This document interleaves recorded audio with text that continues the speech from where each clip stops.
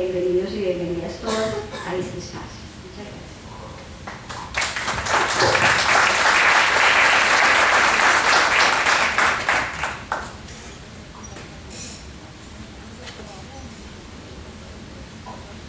Damos al profesor Raúl Civechi la más cordial bienvenida, que se integra a la mesa principal. Acto seguido y en condición de anfitriona queremos invitar a la profesora Sandra Eugenia Posada Hernández, decana de la facultad, para que se dirija también a todos los asistentes e instale este encuentro académico.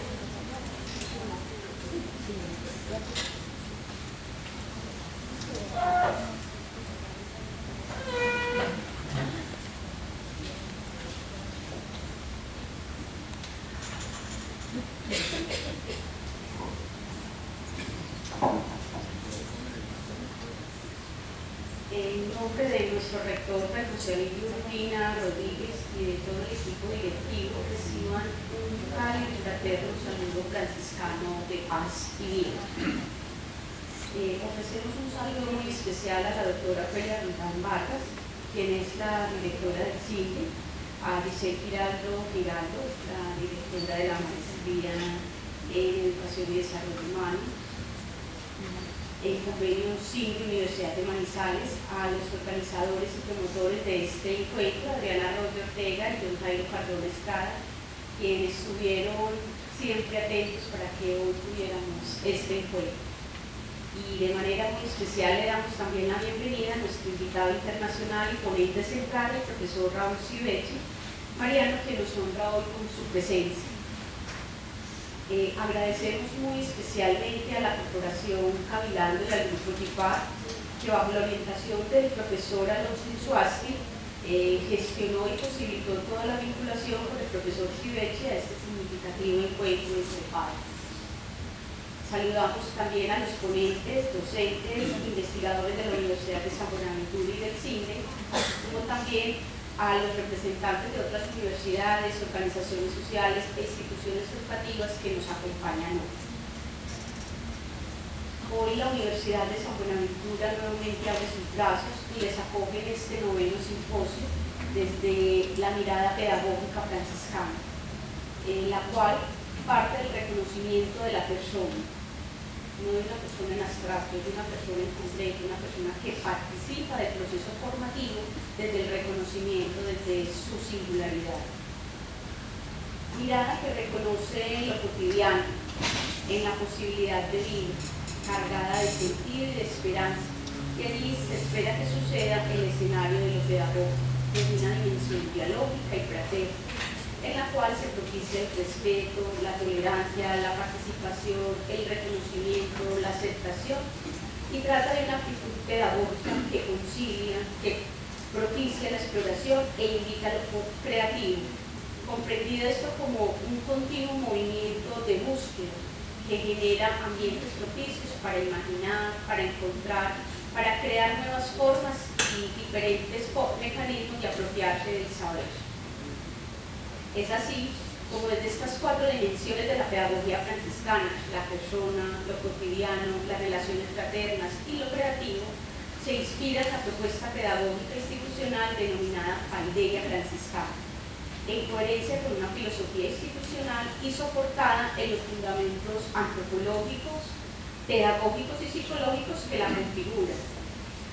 Desde allí se tiene la pretensión de sustentar una manera propia y significativa y vigente para el gran propósito de la formación de los sujetos en nuestra Universidad de San Buenaventura. Es decir, es un sustento pedagógico de una acción formativa en nuestra institución. En esta novena versión del simposio de investigación de maestrías de educación pondremos entonces en escena las prácticas pedagógicas y políticas de existencia y resistencia que se han ido consolidando en los procesos formativos. Hacemos una apuesta por un espacio académico, un espacio de encuentro en el cual los estudiantes presentarán los avances y los resultados de sus trabajos investigativos. Una apuesta por un espacio que posibilita un diálogo fraterno en un ambiente de respeto y un reconocimiento por el otro.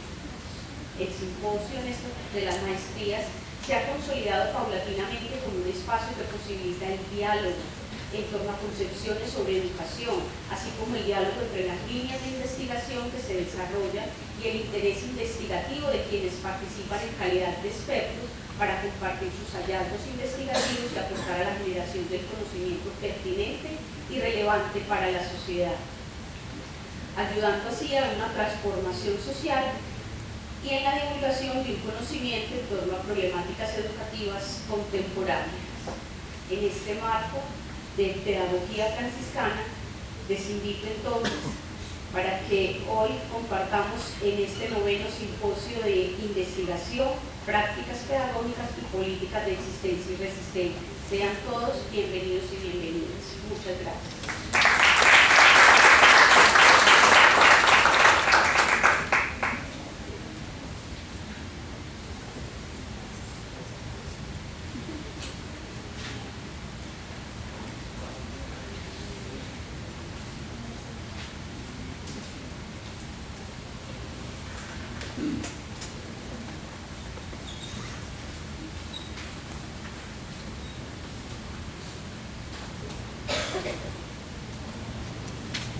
Vamos a escuchar entonces la ponencia central del señor Raúl Civechi, escritor y pensador activista uruguayo. Bienvenido nuevamente, señor Raúl Civechi.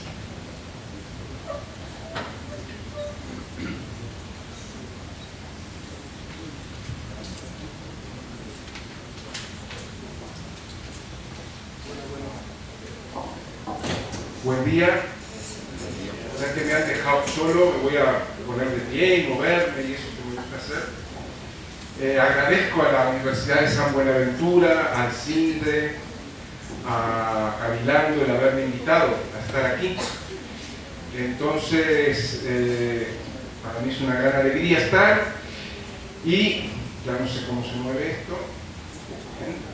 Y me hizo recordar, aunque yo no sabía, que la Universidad de San Buenaventura es una universidad franciscana, que yo trabajé muchos años en Uruguay en un centro de educación popular que se llama Universidad Franciscana. No sabía que ustedes eran franciscanos, disculpen la ignorancia. Bueno, yo voy a hablar un rato sobre movimientos sociales y el sistema mundo, pero voy a hablar primero de lo general y luego más de lo concreto de América Latina. Se caerá algo, pero bueno, para eso están las cosas, para caerse. Entonces voy a empezar haciendo un dibujo general, ¿verdad? Y después dialogamos, después de lo que yo diga, si les parece, si tienen ganas. Bueno, lo primero que me interesaba destacar era cuál es el escenario global en el que se mueven los movimientos. Entonces voy a empezar de lo general y bajando, como se dice, a lo particular, a nuestro continente, ¿verdad? Y a los movimientos sociales en nuestro continente. Bueno, en el mundo hoy es más o menos aceptado en el pensamiento crítico que vivimos un conjunto de transiciones fuertes, dramáticas, tensiones muy fuertes que están generando un mundo de carácter caótico. ¿Cuáles son esas 5 transiciones? ¿Se escucha bien? Sí. ¿Cuáles son esas 5 transiciones? La primera es la que estamos viendo hoy y es evidente, es el tránsito de un mundo unipolar hegemonizado por los Estados Unidos a un mundo multipolar en el cual ya no hay una potencia capaz de ordenar el mundo según sus intereses.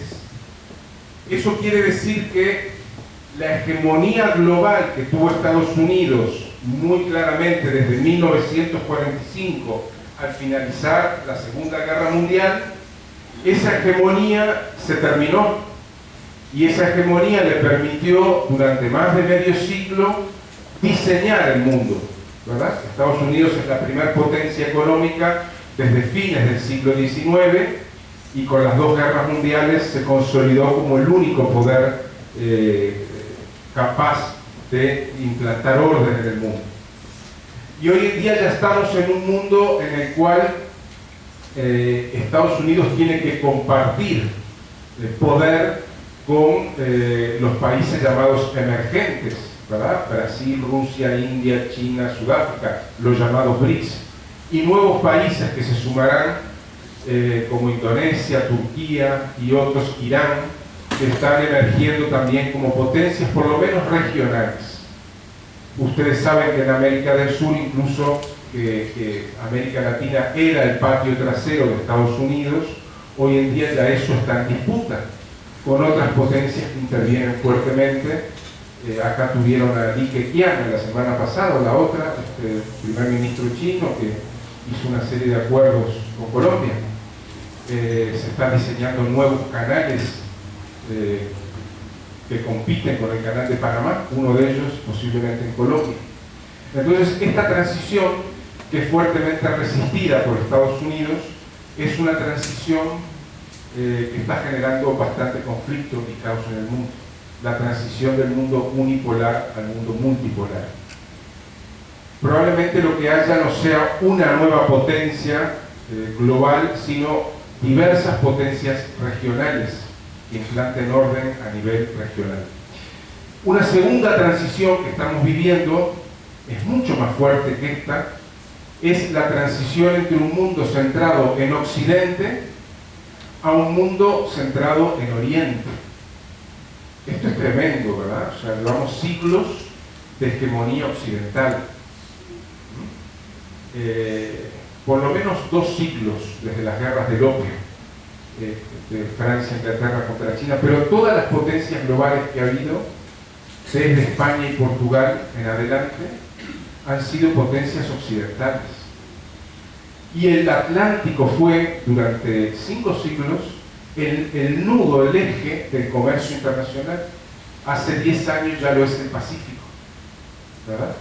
Entonces hoy el mundo se está reorientando hacia Asia. Hoy ya China es la primera economía del mundo y Asia es el taller, la fábrica del mundo. Eso no quiere decir que Asia sea capaz de ordenar el mundo a su voluntad, pero sí que el centro del mundo ya está ahí. Y yo les recuerdo que siempre que una potencia fuera la primera economía del mundo, al cabo de un tiempo, 2, 3, 4 décadas, en la historia de 5 siglos que conocemos bien, ha sido la potencia política y militarmente dominante. Ahora, esto es una transición tan pesada como que nosotros, las personas que estamos en una militancia o en un interés emancipatorio de lucha social, las 3 fechas que celebramos en todo el mundo, el 1 de mayo, Día de los Trabajadores, el 8 de marzo, Día de las Mujeres, y ahora el 28 de junio, Día del Orgullo Gay, las 3 nacieron en Estados Unidos. ¿Verdad? Eso quiere decir algo, y en el mismo periodo histórico de ascenso de la hegemonía norteamericana. ¿Qué será? Lo digo por marcar la impronta que tiene la cultura occidental en el pensamiento crítico, en el pensamiento emancipatorio y en las prácticas. Nosotros somos herederos de la Ilustración, de la Revolución Francesa. Todas las corrientes de pensamiento emancipatorias, marxismo, socialdemocracia, anarquismo, nacionalismo, son herederas de la Revolución Francesa. ¿Qué será un pensamiento crítico anclado en Oriente? ¿Cuáles son las referencias en Oriente? Yo ayer planteaba que en América Latina tenemos algunas ventajas porque es el único continente donde las 2 civilizaciones, la indoaria y la oriental, conviven desde hace 5 siglos. Y así como los criollos son la pata indoaria, la pata europea en América Latina, los pueblos indígenas son el referente oriental. Bueno, ahí tenemos todo un debate, pero lo cierto es que el mundo está en transición hacia una hegemonía de Oriente. La tercera transición tiene que ver con el medio ambiente, con el cambio climático. Tiene que ver con los límites que la naturaleza y el clima plantea a la actividad humana. De todos y de todas, de los muy ricos y de los muy pobres. Cada uno se acomoda como puede. Pero hoy ya vivimos una situación en el mundo en la cual el clima no es previsible y algunos científicos hablan incluso de caos climático, cuando las variables climáticas ya están fuera de control. Han perdido regularidades, el clima no lo controla nadie, que lo sepa, aunque hay intentos de la geoingeniería por hacer. Pero lo que sí parece evidente es que el clima está planteando episodios importantes, novedosos y cada vez más frecuentes, ¿verdad? Fenómenos ambientales. Ustedes en Colombia tienen un país particularmente sensible al cambio climático y todos los años suele haber episodios de lluvias o de diversos tipos que generan problemas en la vida cotidiana. Tenemos un cambio climático con tendencia al caos climático. Eso es una situación que va a durar un largo tiempo, ¿verdad? Y ciudades importantes del mundo, hoy mismo hay un debate en San Pablo, que tiene más de 20 millones, en donde se plantea que hay un periodo de sequía muy grande por el cambio climático que durará aproximadamente 30 años, y ya hay todo un debate en el cual, por el verano pasado, los reservorios de agua para una ciudad de 20 millones cayeron al 5%, y se prevé que en los próximos años, en algún momento, es muy probable que haya un corte de agua, no sé si definitivo, pero sí un serio corte del abastecimiento de agua. Ustedes imagínense, en ciudades de 20 millones, uno puede estar varios días sin energía eléctrica, ¿no? Pero sin agua no puede estar ni un día. Un corte abrupto de agua. Bueno, ¿qué situación generaría? Y hay todo un debate sobre eso. Lamentablemente, quien vanguardiza el debate son los militares, que quieren implantar estado de sitio si hay corte de agua, porque prevén que va a haber revoluciones y caos. Entonces, los movimientos sociales no lo están debatiendo, pero sí estamos ya en esa situación. ¿Vale? Entonces, en cuarto lugar, bueno, ustedes, el tema de la salud. Ustedes conocerán quizá una advertencia que lanzó hace 1 año y medio la Organización Mundial de la Salud, que es el principal organismo internacional dedicado a los temas sanitarios, en el sentido de que es probable que en las próximas décadas, ellos no lo dicen décadas, dicen en el tiempo inmediato, vaya a haber una neutralización de los antibióticos, de la capacidad curativa de los antibióticos. Hay que decir que la salud humana hoy, y la animal sobre todo, se sostienen los antibióticos. O sea, ante cualquier cosa tomamos antibióticos. Bueno, yo no tomo, algunos toman. Entonces hay una sobreutilización de antibióticos que ha provocado que las cepas de los virus y bacterias vayan mutando. Yo no soy especialista en eso, pero uno lo lee y parece que la autoridad de la Organización Mundial de la Salud le confiere cierta seriedad.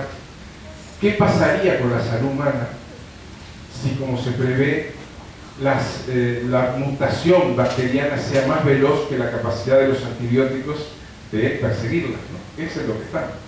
Bueno, ¿qué pasaría con la salud humana si efectivamente se produjera un colapso de la utilización de antibióticos? Bueno, hay muchos estudios sobre esto y ustedes seguramente pueden leerlos o quizás ya lo hayan hecho, pero también es un panorama complejo. Y finalmente, estamos probablemente, y esto es lo más discutible, ante un periodo crítico de no retorno de crisis del sistema capitalista, ¿verdad? Hay algunas variables sobre las que se ha sentado la acumulación de capital en 5 siglos que se han modificado en los últimos 50 años. Los costos salariales crecen progresivamente, ¿verdad? Los costos de las materias primas crecen progresivamente, aunque en los últimos años tuvieron una baja, pero la tendencia es a crecer. Y los costos en infraestructura también crecen. Y con ese crecimiento de costos, la acumulación de capital tiene graves problemas, aparte de los que ya mencioné. Entonces, yo en esta parte me inspiro en Immanuel Wallerstein, que es un historiador y sociólogo heredero de Fernand Braudel, historiador francés de tiempo largo, que sostiene que estamos en la etapa final del sistema capitalista. Bien, estos son los 5 elementos, las 5 transiciones, las 5 tensiones que uno puede ver que nos están llevando a un mundo donde los principios de orden que existían hoy ya no funcionan. Yo ayer le preguntaba a una chica que es maestra cómo era su ingreso al aula, ¿no? Con 30, 40 niños. Es un caos, ¿verdad? A nivel micro uno ve en la familia, en el barrio, en la escuela, ese caos que a nivel macro se manifiesta de otras maneras. Pero vivimos un mundo cada vez menos previsible y donde los principios de orden son realmente están afectados, seriamente afectados. Desde lo más pequeño, aquello que estudiaba Foucault, los espacios de disciplinamiento, ¿verdad? Que antes, hace solo 50 años, y algunos que tienen mi edad aquí deben recordarlo, el ser humano pasaba de una familia nuclear, donde el principio de orden, de autoridad extrema, casi siempre era el varón, ¿verdad?, a una escuela donde había un principio de orden también, a un lugar de trabajo, previo paso por el servicio militar obligatorio en algunos países. Su vida, la vida de una persona, sobre todo en los años formativos, transitaba por espacios de disciplina, por espacios de control. Y hoy eso ya no funciona, porque la familia, la escuela, etcétera, etcétera, han sido desbordadas como espacios de disciplinamiento. Los principios de orden fallan, no tenemos un poder hegemónico y hay una proliferación de conflictos. Casi diría que fuera de control, si uno piensa desde los atentados del 11 de septiembre, que ha hecho Estados Unidos hasta ahora, y es de guerra en guerra, incluso de guerras o intervenciones que no tenía previsto realizar. Tenía previsto Irak y Afganistán, pero no tenía las otras en las que está bien. Y ahora se metió en el lío de la FIFA, que vaya a saber a dónde lo lleva. Y tenemos ya guerras. La guerra en Ucrania no es la guerra en Afganistán, que es una gran potencia en un país muy pobre, casi un país devastado, un país que nunca ha tenido un Estado consolidado, un país de tribus. La guerra en Ucrania es una guerra que lleva un sector del gobierno de los Estados Unidos a las puertas de un país nuclear. Es una cosa delirante, porque en esas estamos. A mí me gusta decir que si estas 5 transiciones que yo mencioné, especialmente el caos climático, el tema de los antibióticos, sucedieran episodios importantes en un periodo de tiempo, no digo el mismo día, la misma hora, ¿verdad?, pero en 10 años, 20 años de distancia, estaríamos en situaciones realmente complejas. Por esto no lo digo para asustar a nadie, ¿verdad?, sino para hacernos una idea del mundo en el que vivimos, ¿verdad?, del mundo en el que estamos y de en qué lugar se manifiestan los movimientos sociales. Bien, en América Latina, y aquí entra de lleno Colombia, en las últimas 10, 20 años, estamos viviendo una transición también muy particular a un modelo productivo que le llamamos extractivismo. El extractivismo es un modelo que ha sido más científicamente bautizado como acumulación por desposesión o acumulación por despojo, ¿verdad?, por robo, por un geógrafo estadounidense que se llama David Harvey, ¿verdad?, acumulación por desposesión o por despojo. Y aquí quiero hacer un pequeño paréntesis. 2 paréntesis. Uno tiene que ver con qué entendemos por acumulación.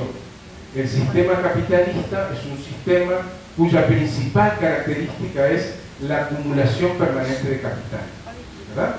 El objetivo de la burguesía es la acumulación de capital. Y la acumulación de capital en la historia ha tenido 2 variables fundamentales. Una es lo que Marx describe en El Capital, que le llama acumulación originaria de capital. Pensé que me había pasado del tiempo y ya estaba. Acumulación originaria de capital. Muchas gracias. Que es como llega el capital a la tierra, ¿verdad? Expropiando a los campesinos, invadiendo países, el tercer mundo, etcétera, etcétera. Esa acumulación originaria, que Marx la define así, se repite a lo largo de la historia, y aquí Marx no lo desarrolla eso, pero se repite como un despojo permanente de los pueblos. O sea, el capital se enriquece robando. Pero hay otra forma de acumulación, que es la que Marx estudia en El Capital y la que las ciencias sociales y la economía le han dado más importancia, que es lo que se llama así técnicamente acumulación por reproducción ampliada. ¿Qué es la acumulación por reproducción ampliada? Es la inversión en fábricas, ¿verdad? O en otro tipo de producción, enterrar el dinero en compra de tierra y en hacer edificios, contratar trabajadores, comprar máquinas y materias primas y hacer un proceso, un ciclo productivo, al final del cual el capital se incrementa gracias al trabajo asalariado. Eso es de libro, ¿verdad? No es una novedad. Entonces, durante mucho tiempo esa fue la principal forma de acumulación de capital, y durante mucho tiempo la producción fabril fue el centro del enriquecimiento de las clases dominantes. Esta forma de funcionamiento, que ha sido, insisto, largamente analizada en las ciencias, en la economía sobre todo, tenía dos problemas para el capital. Uno, que la realización de la plusvalía o del plusvalor, aquí entra el plusvalor como categoría, no es inmediata. Los capitalistas aspiraban a amortizar sus inversiones en un plazo de 10 años, antes de la Segunda Guerra Mundial. Hoy ningún capitalista piensa en 10 años, ¿verdad? Piensa en 10 minutos como mucho, sino en tecla Enter y enriquecerse. Entonces, la situación esa tenía ese problema, que la realización de la ganancia no era inmediata. Y el segundo problema es que dependía de una cierta complacencia de los trabajadores en ese proceso. Una vez que los trabajadores se ponen nerviosos y quieren reclamar sus derechos, entonces ahí el capital cierra fábricas y huye, porque ya la realización de sus ganancias se ve trabada. Y eso implica el paso de la acumulación tradicional por explotación del trabajo a una acumulación centrada en el sistema financiero. Hoy vivimos un periodo de financiarización de las economías que entra dentro de este modelo de apropiación, de acumulación por despojo, ¿verdad? Entonces, en términos coloquiales a este tipo de acumulación le llamamos extractivismo.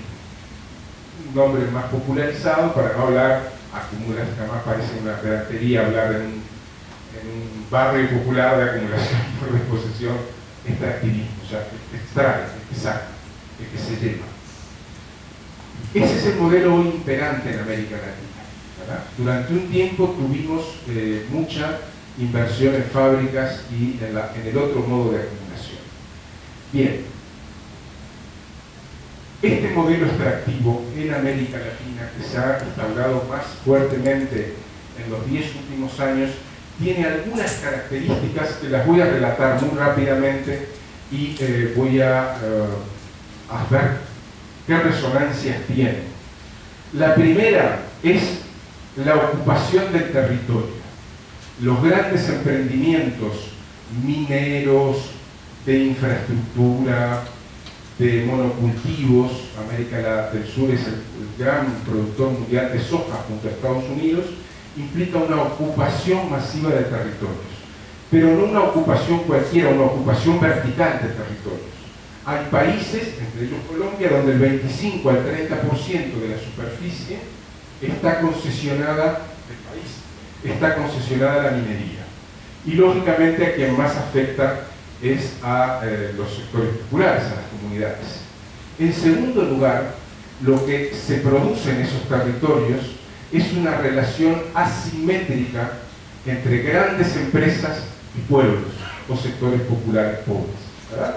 O sea, no solo es una ocupación del territorio, sino es una ocupación donde la fuerza de esa empresa o de ese conjunto de empresas es tan importante, tan desigual, que establece relaciones de profunda asimetría.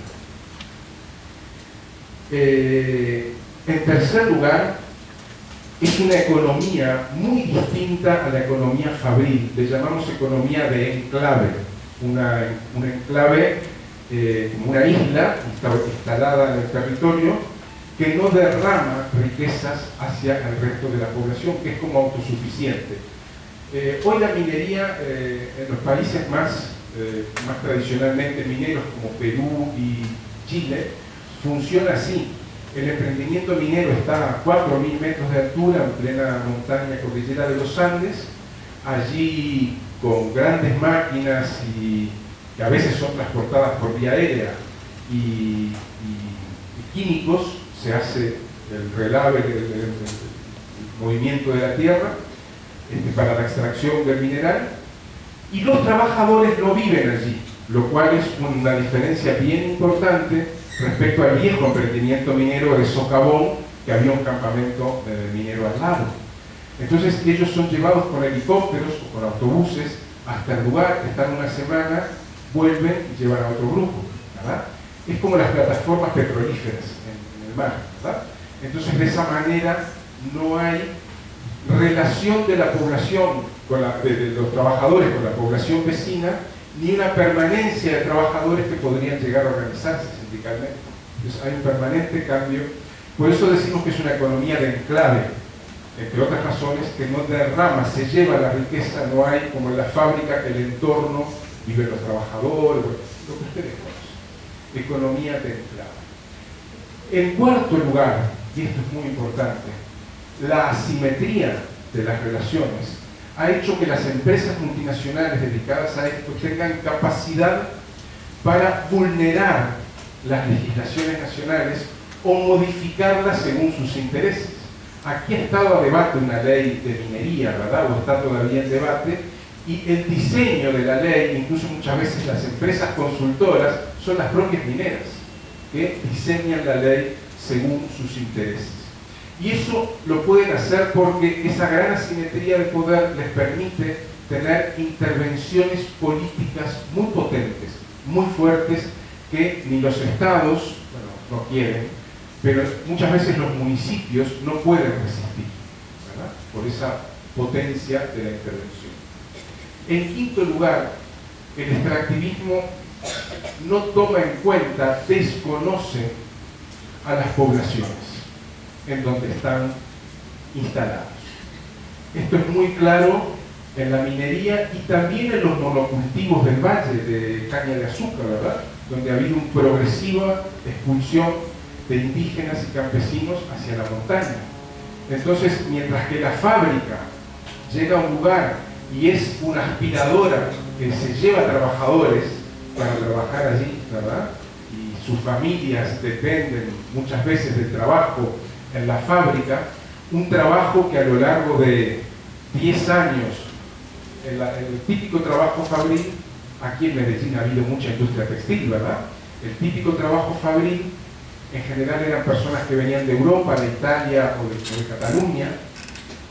Entra a los 15 años un niño que no sabe hacer nada, como ayudante de un tejedor, y al cabo de 10 años aprende un oficio, ¿verdad?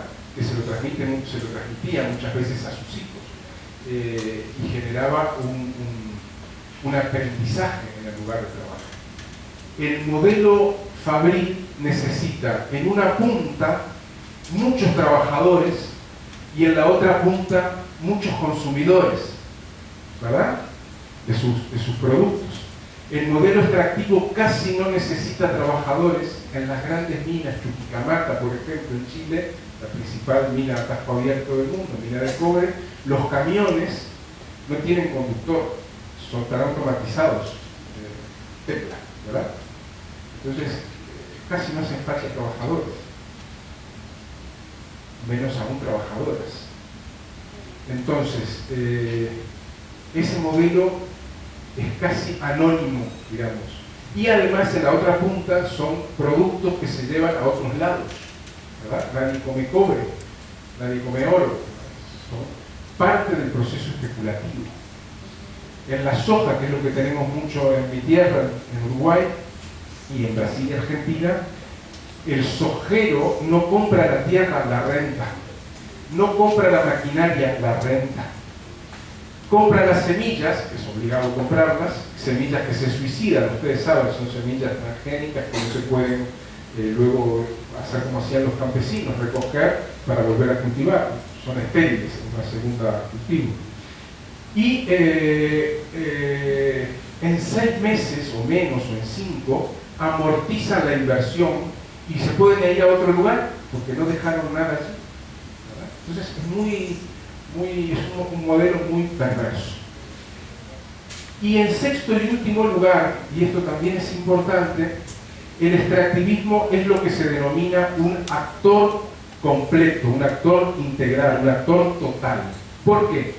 Porque ellos llegan a un lugar y desarrollan un sistema por el cual a la población circundante le ponen una escuelita o una cancha de fútbol o algunos servicios que intentan, y lo hacen muchas veces, actuar como un Estado dentro del Estado.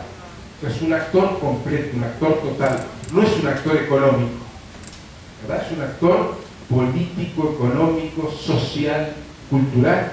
Hacen campañas culturales. Los que viven en las cercanías de los emprendimientos mineros son objeto de esa fuerte presencia del modelo. De modo que el extractivismo está remodelando en América Latina de forma casi completa las relaciones sociales, está remodelando nuestra sociedad.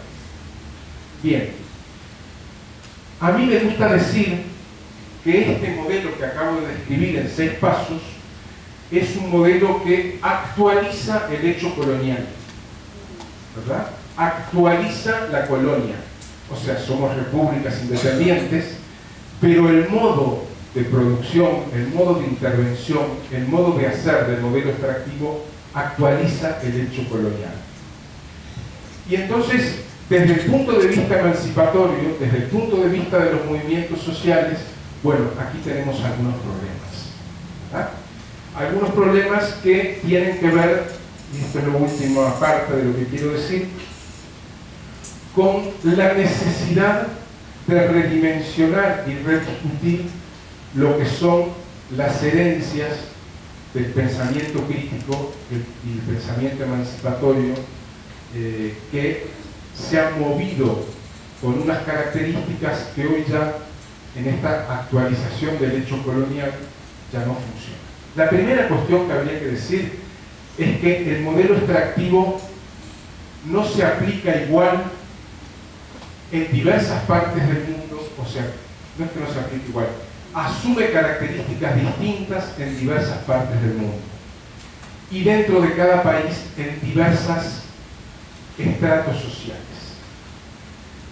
En Europa hoy, en Grecia, en España, en Estados Unidos, que donde el modelo extractivo financiero está impactando fuertemente a la población, la forma principal, no la única, pero la principal es la especulación financiera y el tema de las privatizaciones, ¿verdad? La privatización de empresas estatales es un modelo, es una forma que asume este modelo en lo que podríamos llamar las clases medias, ¿verdad? Entre los más de abajo, entre los sectores populares, asume directamente la forma de expolio, de robo. En Europa, en España hoy, un 10% o menos de las familias pierden sus viviendas. Es una forma de despojo. ¿Por qué? Porque no pudieron pagar la hipoteca, devuelven la vivienda, con lo cual la deuda quedaría zanjada, pero tienen que pagar la deuda hasta el final, aunque ya no tengan la vivienda. Es una forma del sistema financiero de despojo brutal. Pero en América Latina, aproximadamente la mitad de la población está siendo directamente vulnerada. Y pienso en pueblos indígenas, negros, sectores campesinos, mestizos y sectores populares urbanos. Entonces allí ya no hay un sistema que actúe de la misma manera que ante las clases medias. Hay un despojo directo. En la historia de Colombia eso se vivió muy claramente con las zonas de frontera campesina, donde el campesinado era expulsado, ampliaba la frontera, desmontaba, hacía cultivos y luego venían detrás los terratenientes y lo volvían a expulsar, ¿verdad? Y hoy sucede en los territorios urbanos. Más de la mitad de ciudades como Medellín, Bogotá, Cali ha sido construida, autoconstruida por sectores populares, emigrados del campo, desplazados, etc. Bueno, hoy esos barrios están siendo penetrados violentamente por una forma económico-política que le llamamos especulación inmobiliaria, que es extractivismo urbano, ¿verdad? Es la forma como asume el modelo en las ciudades. Y entonces hay presiones de diversos tipos, desde económicas hasta armadas, para el desplazamiento. Y esto me lleva a traer muy brevemente, no es tema de esta conversación, el pensamiento de Frantz Fanon. Ustedes saben que Fanon fue un militante negro de la Martinica que vivió en Francia, psiquiatra, se comprometió con la guerra de liberación de Argelia en los años 50 y, entre otras muchas maravillas de lo que trabajó y escribió, es estas dos dinámicas de la sociedad. Hay una parte de la sociedad que tiene derechos, que son ciudadanos, que sus derechos son reconocidos, que pueden organizarse, que pueden reclamar y según la fuerza que tengan, sus reclamos son atendidos. A esta zona de las sociedades Fanon le llama la zona del ser, donde el ser humano es reconocido en su humanidad como tal. Ustedes saben que en Grecia y en España ha habido gigantescas movilizaciones, algunas muy duras, con quemas de bancos y eso, y no hubo ningún muerto. Imagínense, en el oriente de Antioquia, me decía que un compañero, la posibilidad de organizarse ya no existe. O sea, el ser humano no tiene derechos, no puede organizarse, no puede reclamar, y a Fanon a esta zona le llama la zona del no ser. Entonces tenemos una zona del ser donde la violencia de los de arriba, del Estado, de sus aparatos represivos, es circunstancial. A veces sucede, ¿de qué te ríes? Es un disparate. Y la zona del no ser, donde la violencia es el modo habitual de dominación, ¿verdad? Panóptico de un lado y armas del otro, golpes del otro. ¿Y esto por qué es importante? Porque, ¿cómo vamos de tiempo? ¿Cómo vamos de tiempo? ¿Cuánto? No me da tiempo de hablar de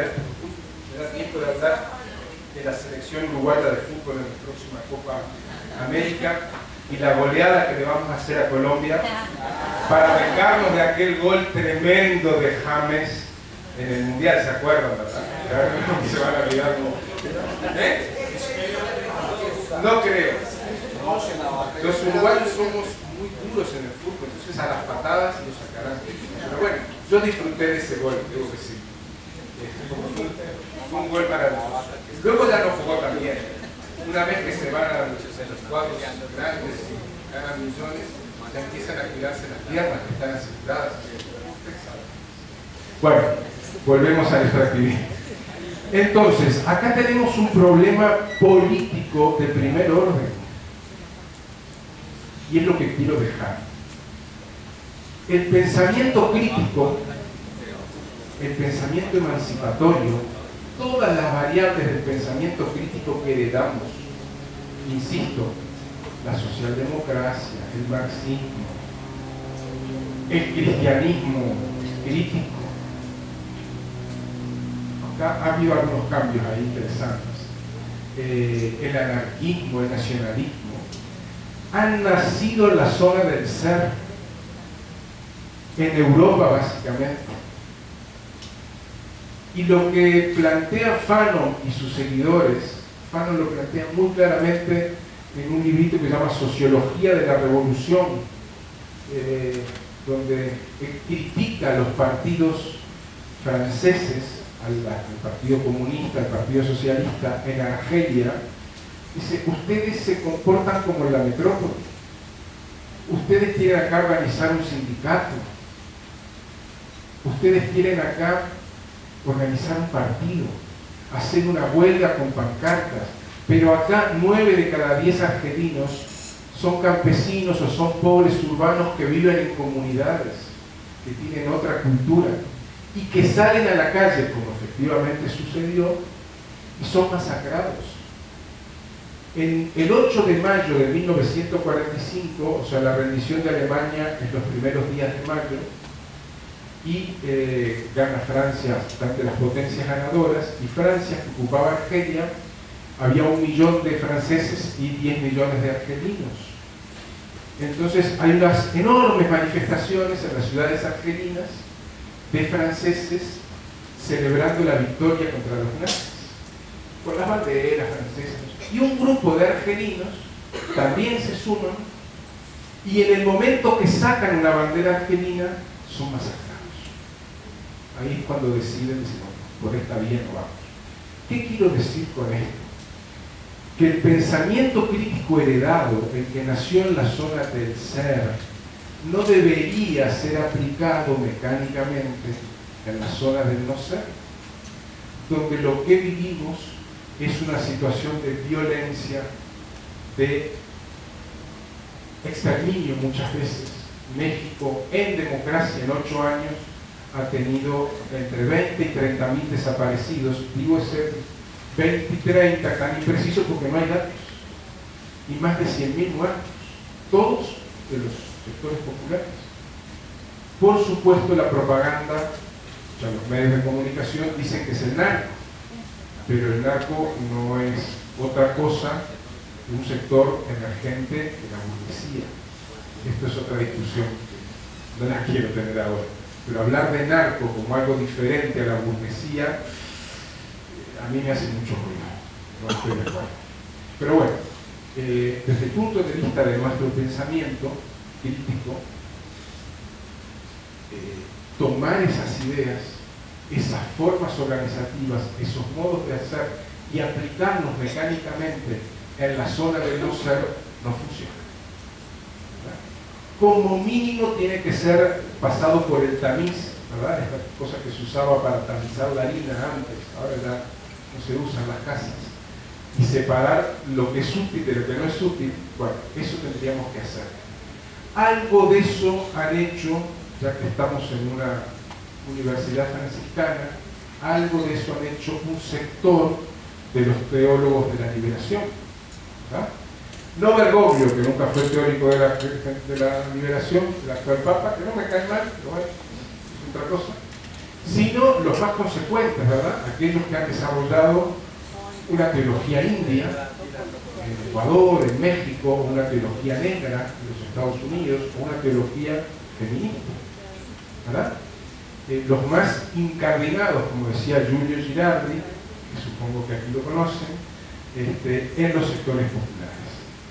O lo que han hecho los zapatistas, ¿verdad? Que vienen de esa experiencia, vienen de la educación popular, del vanguardismo, y instalados en pueblos indígenas dicen, el vanguardismo no funciona.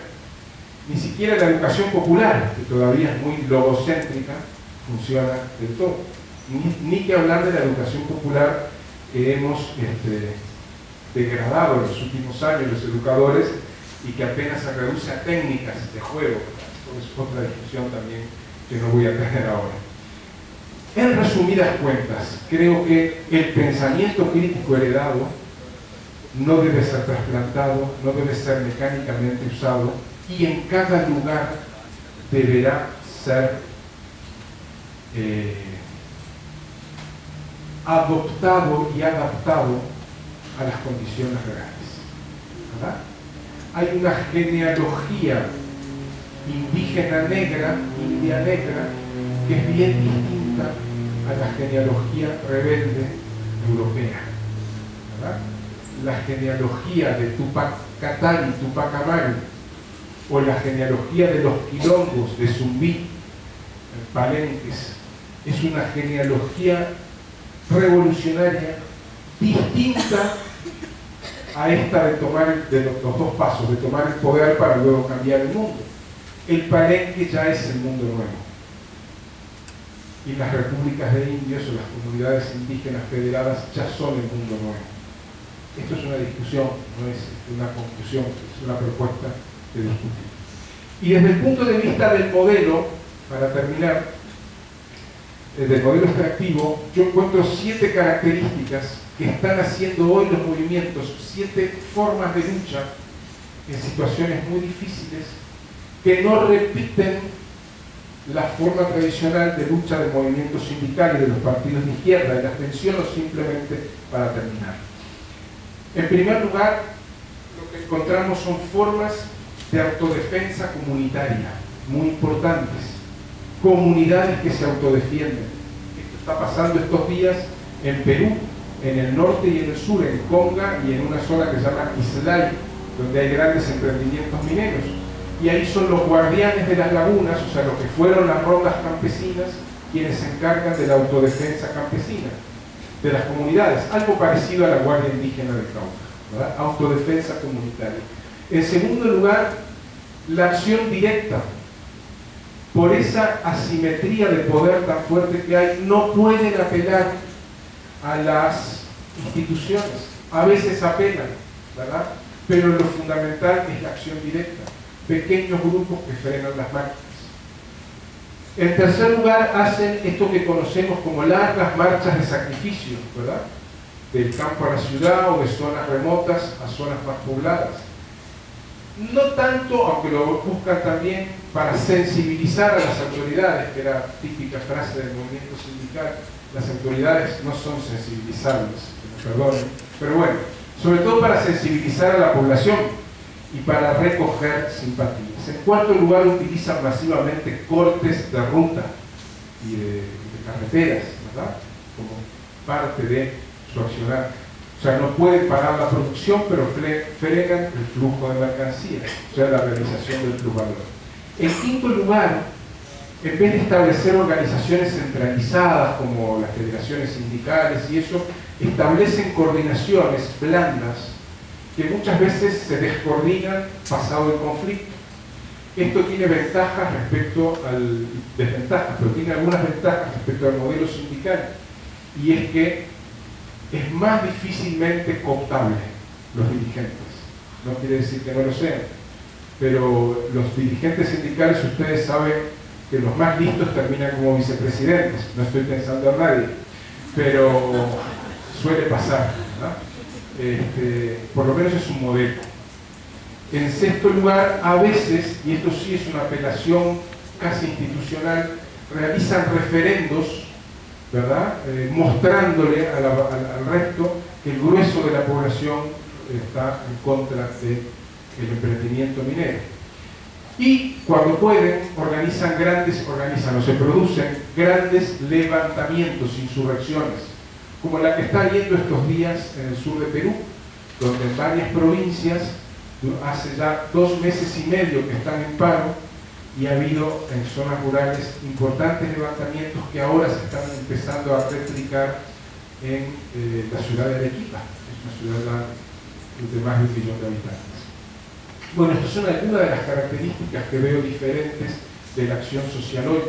Y me parece que como el pensamiento crítico no puede ser un pensamiento abstracto, tiene que tener niveles de abstracción, pero no puede ser un pensamiento elaborado en libros, codificado en tesis o o en formas muy alejadas de la realidad, sino que debe partir de la lucha social concreta. El pensamiento crítico europeo, muy valioso, por cierto, partió de la experiencia concreta, ¿verdad? La Revolución Francesa, la insurrección de los Severos de Lyon del año 33, que es la primera insurrección obrera, netamente obrera del mundo, la Comuna de París, etcétera, etcétera, jugaron un papel fundamental en la formulación del pensamiento crítico europeo. Bueno, nuestro pensamiento crítico no se va a referenciar centralmente en la Comuna de París, que fue muy importante, maravillosa, sino en nuestras experiencias, las anteriores, los palenques y las actuales. Todas estas, de la gaitana para aquí. Y eso es lo que quería traerles, porque nuestro pensamiento crítico siento yo que está muy adormecido, encorchado, como seco, acartonado, y necesita sacudirse fuertemente por lo que está sucediendo en lo que Fanon decía, la zona del no ser. Es allí donde es necesario, más que en ningún otro lugar, el pensamiento crítico. Es allí donde es necesario el feminismo, porque la mayoría de quienes se necesitan y se organizan son mujeres, y por suerte está surgiendo un feminismo comunitario distinto al feminismo de clases medias y profesionales heredado de los europeos, y así. Muchas gracias.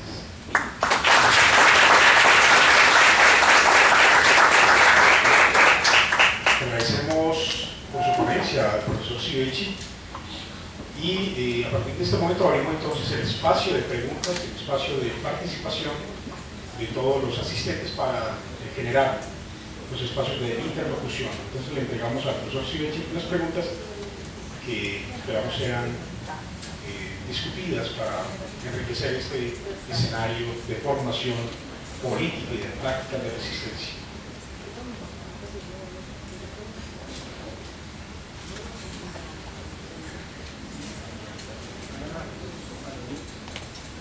Bueno, leo lo que dicen acá.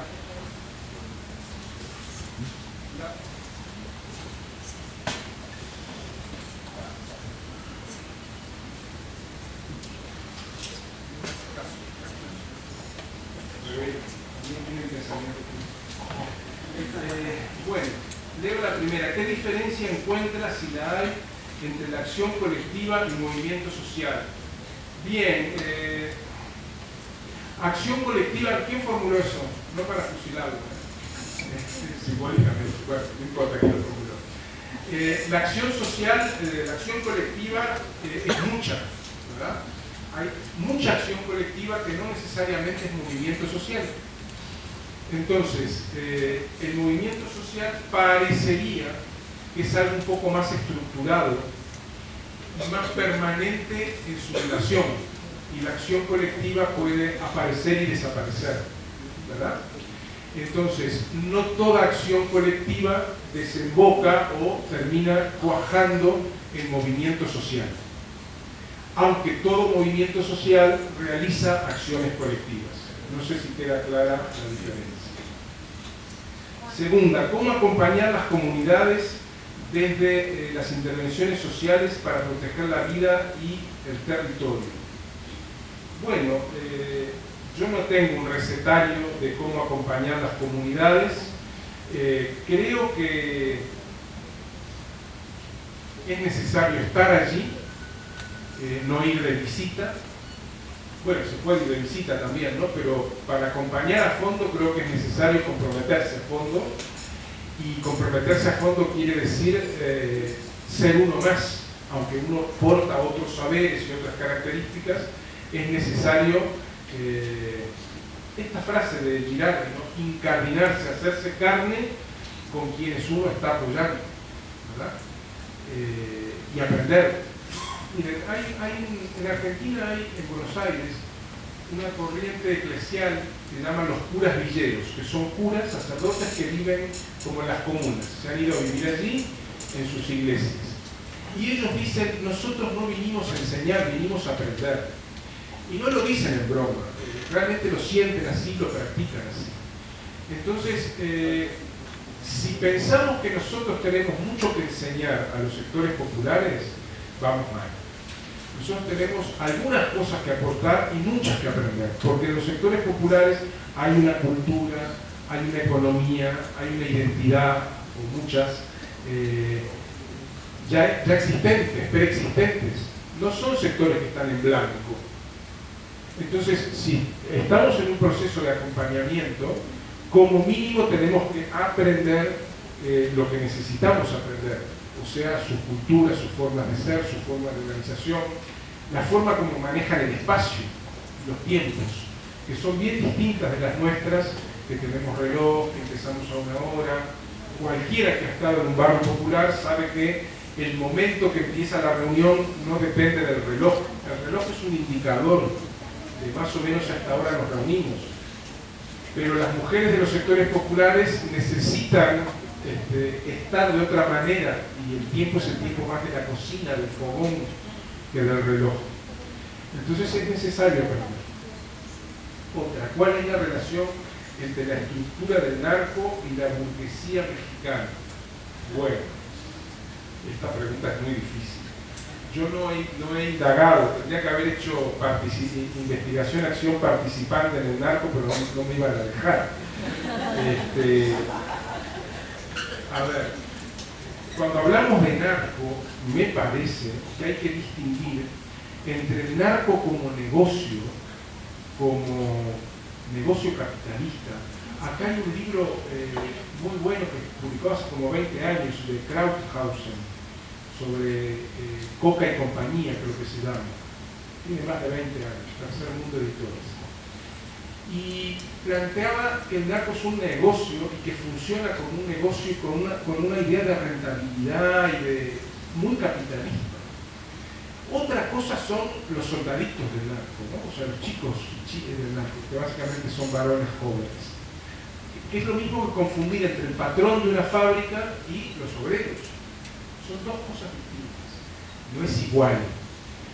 Yo creo que lo que une al narco con la burguesía es el que es un negocio, el que es una forma de acumulación de capital. La particularidad es que es ilegal y que apela más a la acumulación por despojo que la extracción de plusvalor, ¿verdad? O sea, es más brutalmente extractivo que el modelo actual. Y la burguesía en todo el mundo, y en América Latina y en México de forma muy clara, cada vez es más una burguesía narco. No porque estén en el negocio de la droga, sino porque la forma de comportarse, la maquila, la forma brutalmente depredadora y predadora de actuar, hace que las diferencias de fondo a fondo sean cada vez menores. No sé si contesto. Esto es todo un tema para hacer un seminario, si me deja. Pero es un tema realmente importante. Y más importante aún para nosotros es por qué los chicos de 15 años se meten allá. Miren, en una favela de Río, un amigo mío, de San Pablo, un amigo mío que es sociólogo y vive ahora en la favela, se dedicó a estudiar varias cosas, ¿no? Una cosa es los pentecostales. Él no considera que la gente que vaya a la iglesia pentecostal sea tonta y esté consumiendo, sea el opio de los pueblos. La gente va por algo a las iglesias y obtiene beneficios. La gente no es marioneta que se lleva cualquiera, por algo va.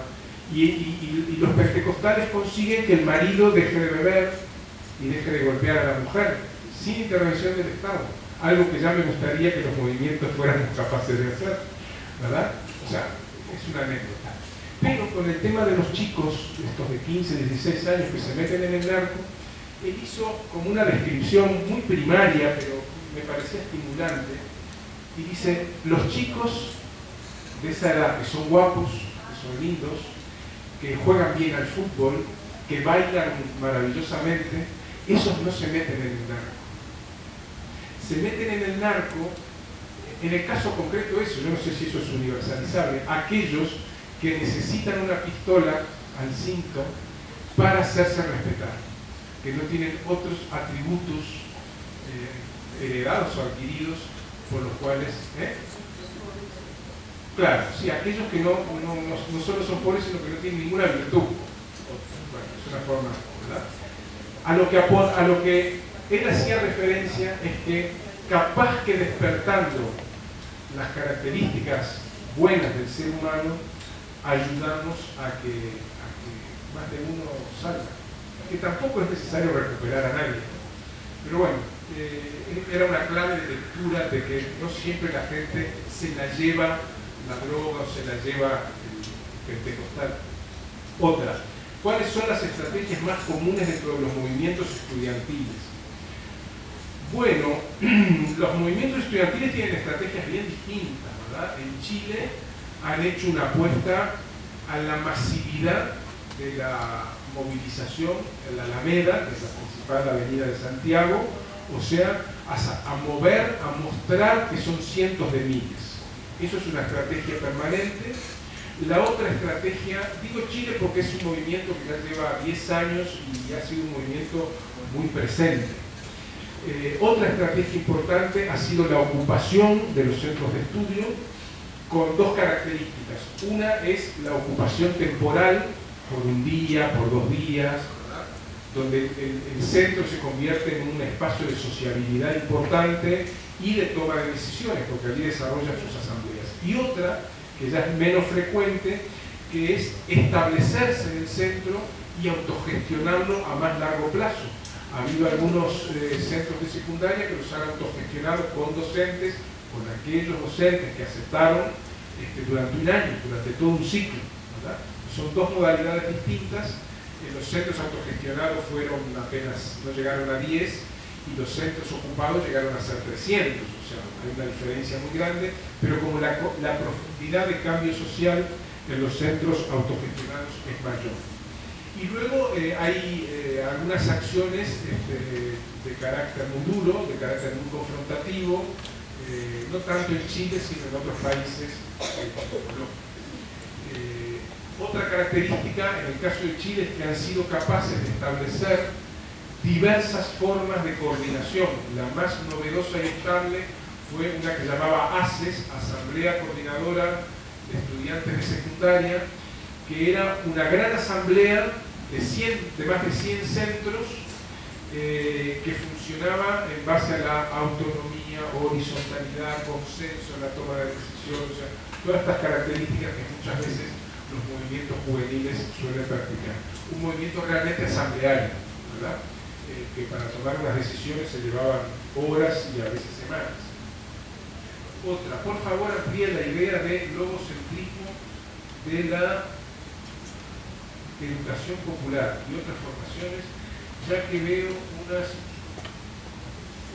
reduccionismo de las búsquedas de los significativos a esta lógica logocéntrica. Bueno, yo pienso que la educación nuestra es una educación logocéntrica, o sea, está centrada en esta parte, en lo que creemos que es esa parte. Y es una educación que estima poco el cuerpo, o sea, se aprende con la cabeza, no con el cuerpo, no con todo el cuerpo, se aprende sentado en un aula, quieto, como aficionado. Y otros pueblos, básicamente negros e indios, nos enseñan que hay otras formas de aprendizaje, se diría más interactivas, que son la música, el tambor, que son la danza, la ritualidad, otras formas, caminar por el campo, estar en el campo, la montaña, etc. Aprendiendo de la naturaleza, no disfrutando de la naturaleza, o sea, acá no es un tema de ocio, sino qué tipo de relación establecemos con la naturaleza. Entonces todavía la educación popular, no puedo ampliarlo, pero básicamente diría, es todavía muy logocéntrica. Claro, surgió de una experiencia de una persona como Paulo Freire, que era blanco, de clases medias, que se movía en instituciones, que es muy valioso. Yo me considero educador popular, o soy educador popular, pero veo esos límites.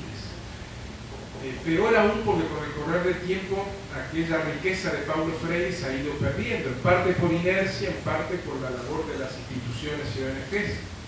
Entonces ha quedado más como una caricatura de la educación popular. Yo me acuerdo que las últimas veces que fui a la universidad nos unimos con los compañeros para planificar un taller y toda la discusión era si usábamos la dinámica grupal tal, la A o la B. Entonces, toda la discusión era qué dinámica vamos a usar, si la del rollo de lana o la de no sé qué, la de la danza tal. Bueno, son cosas que están bien, pero son medios, no son fines. Entonces yo creo que una educación más completa, más de verdad, debería ser en múltiples lugares, con múltiples prácticas. Hay un libro muy bonito de un educador boliviano que se llama El Tejido Andino, el libro se llama así, no me acuerdo cómo se llama, en donde explica, en base a una investigación muy linda, cómo le enseña la madre a sus hijas e hijos el tejido, el arte de tejer. Entonces, la forma como enseña ella en el patio de la casa, o sea, en la casa, no es un centro de educación para el tejido andino, pone un telar donde ella teje y a los niños les hace, niños chicos, ¿no?, de menos de 10, les hace un telar más pequeño. Entonces, ella empieza a tejer y los chicos la imitan. Ella no explica, no habla. Ustedes habrán leído el libro de Rancière, El maestro ignorante, ¿no? Se puede enseñar lo que se ignora. Bueno, ella no explica, no es una maestra atontadora, explicadora. Entonces ella practica y los niños con los ojos la siguen y los dedos. Y cuando el niño tiene una dificultad, le pregunta a la madre. Pero entonces quien pregunta es el sujeto que aprende. O sea, no hay una relación sujeto-docente, objeto-estudiante. El sujeto es el que aprende. Entonces, mamá, ¿cómo? Entonces, el que hace la pregunta es una inversión, ¿no? Normalmente el que hace la pregunta es el docente que le pregunta al chico o chica, ¿cómo es esto? Y él ya sabe la respuesta, no tiene gracia, ¿verdad? Preguntarte algo que yo le hace la respuesta es algo simplemente controlador. En las escuelas zapatistas, el docente pone una problema, que hablan en femenino, la problema en la pizarra, y los estudiantes se juntan en asamblea y en asamblea resuelven, porque ellos no conciben en su cultura indígena que haya una personificación, que la calificación es para una persona, es grupal. Entonces la asamblea de la clase resuelve la problema. Entonces lo que quiero decir es que son formas de aprendizaje de las cuales deberíamos empezar. Y la última, creo, dice, ¿cómo favorecen o no las nuevas formas de comunicación estos movimientos emancipatorios? Bueno, yo creo que las formas de comunicación actuales tienen la virtud de la rapidez, ¿verdad?, de la inmediatez. Creo que facilitan la rápida difusión de las cosas. No las crean. Digo, hubo muchos debates con la Revolución Francesa, que las noticias tardaban 2 semanas en cruzar el Canal de la Mancha, porque los periódicos había que llevarlos en carreta o en diligencia o como fuera. Entonces, las noticias de Londres a París demoraban, y viceversa, 2 semanas. Acá hay una inmediatez. Y eso tiene sus ventajas y capaz que tiene algunas desventajas. Pero no confundir el medio con el hecho, ¿verdad? El medio difunde el hecho. No fueron los periódicos los que crearon la Revolución Francesa. Lo digo porque algunos medios, algunos periodistas muy simplistas, explican todo lo que sucede por las redes sociales. No, las redes sociales convocaron a manifestación. No, las redes sociales son personas, ¿verdad?, que utilizan un medio que es la red social. Pero lo que no me gusta de esta formulación es que terminemos convirtiendo a las redes sociales en los sujetos, cuando los sujetos son seres humanos, ¿verdad? Hay más facilidades para difundir, pero no se sustituye al sujeto. Bueno, no sé si hay más intervenciones, no sé ni siquiera cómo estamos en tiempo. A ver, ¿puedes tirarla, hacer un rollo y tirarla? ¿Hay alguna más? A ver, ¿cómo forjar luchas emancipatorias en un país que ofrece pocas condiciones a esas comunidades de humanidad negada y aún peor, cuando estos son felizmente colonizados? Bueno, Me imagino en qué piensas de las comunidades del Pacífico, ¿verdad? A ver, yo creo que la lucha emancipatoria no se puede inventar. O sea, ya lo dije ayer, si había alguien, no soy de los que creen que la sociedad se puede planificar, ni creo que sea bueno. Y no se puede planificar una lucha. Se puede una lucha que ya existe, intensificarla, profundizarla, hacer que en vez de ir para acá vaya más para allá, así. Pero tú fíjate, por poner otro sujeto, cuando se crea el CRIC, el Consejo Regional Indígena del Cauca en el 71, ellos consideran que el CRIC es la síntesis o el resultado de siglos de luchas, desde la Gaitana, pasando por Quintilame, hasta las luchas del periodo que los nazis estuvieron cerca de la nuca, en los 70, 60, 70, en fin, eso. No se puede inventar una lucha. Yo creo que en el caso de los pueblos negros, uno de los mayores aportes, quizás los dos mayores aportes de su historia han sido los palenques, ¿verdad? El palenque es una creación importante porque en la plantación el esclavo no podía sublevarse. Una vez por siglo podía llegar a sublevarse y era masacrado. Podía fugar y en las fugas crear palenques. Hubo palenques como el de Palmares en Brasil que duró 100 años. Era una república en la cual había negros, mestizos, indios y blancos, poquitos, pero había. Y era una república, a mí me gusta decirlo un poco en broma, pero es en serio, duró más tiempo que la Unión Soviética, ¿verdad? La Unión Soviética duró 80 y pico de años, esto duró más de 90. Pero en nuestro pensamiento emancipatorio, los quilombos no están, no son antecedentes, no son motivo de reflexión. Y luego yo creo que la segunda cosa es que la resistencia negra es una, o sea, hay que leer a Fanon, primera cosa, porque Fanon es el único que yo sepa que dice, él tiene un libro muy bueno que se llama Piel Negra, Máscaras Blancas. Un día podemos hacer un seminario sobre Fanon, a mí me enamora Fanon, pero es el único que toca un tema delicadísimo y que en el pueblo, los pueblos negros o afros o como le quieran llamar, yo digo negros y explico por qué, porque me gusta ponerle los nombres con los que en los momentos de sublevación se nombra así la gente. Hugo Blanco dice nosotros los indios y se llamaban panteras negras. Después vinieron las ONGs y la cooperación a ponerles afrodescendientes. Pero imagínate tú qué efecto causaría si hubieran dicho panteras afrodescendientes. Era otra cosa, ¿verdad? Entonces, poder negro, panteras afros. Panteras negras. Lo que quiero decir es que Fanon plantea en Piel Negra, Máscaras Blancas, ya el título lo dice, cómo la colonización ingresa dentro de la subjetividad del colonizado y le hace desear ser como el colonizador. El negro que quiere tener una mujer blanca o rubia o lo más blanca que pueda, Michael Jackson, ¿no?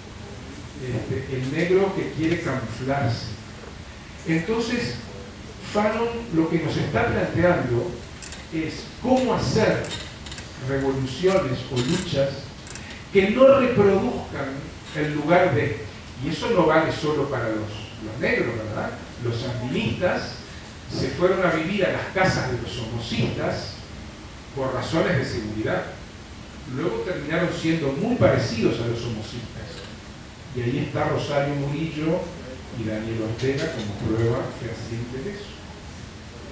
Es medio feo tener que decir. Pero Fanon pone eso. Y no lo resuelve. Él lo resuelve de una manera que en su momento fue válida, que él dice, para eliminar al colonizador de sus sueños, la violencia. Yo creo que hoy para eliminar al colonizador de los sueños, que lo necesitamos todos, porque el obrero fabril también se referencia en el patrón, y cuando tiene posibilidad se comporta como el patrón, quiere la casa del patrón, quiere el lugar simbólico del patrón. Es necesario crear algo nuevo. Por eso tomar el poder del Estado no tiene mucho sentido.